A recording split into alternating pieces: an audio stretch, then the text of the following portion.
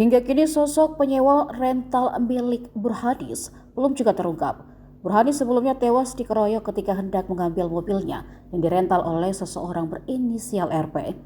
Penyelidikan sementara polisi, RP menyewa mobil Honda Mobilio di tempat rental milik Burhanis menggunakan identitas palsu.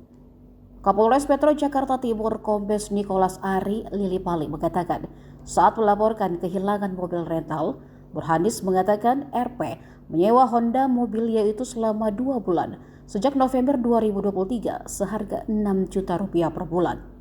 Namun ketika masa penyewaan habis, RP yang baru membayar 1 bulan tak kunjung mengembalikan mobil tersebut. Nicholas mengatakan Burhanis sempat menginformasikan kepada penyidik kendaraan yang disewa pelaku terdeteksi di wilayah Banten. Namun keesokan harinya kendaraan tersebut sudah bergeser. Saat itu Burhanis menyebut akan menginformasikan secara berkala keberadaan mobil tersebut kepada penyidik. Namun ternyata Burhanis nekat berangkat ke Pati untuk mengambil mobilnya yang kemudian berujung dituduh maling dan dikeroyok hingga meninggal dunia. Dalam kasus pengeroyokan berujung tewasnya Burhanis, polisi menetapkan 10 tersangka. Download Tribun X sekarang, menghadirkan lokal menjadi Indonesia.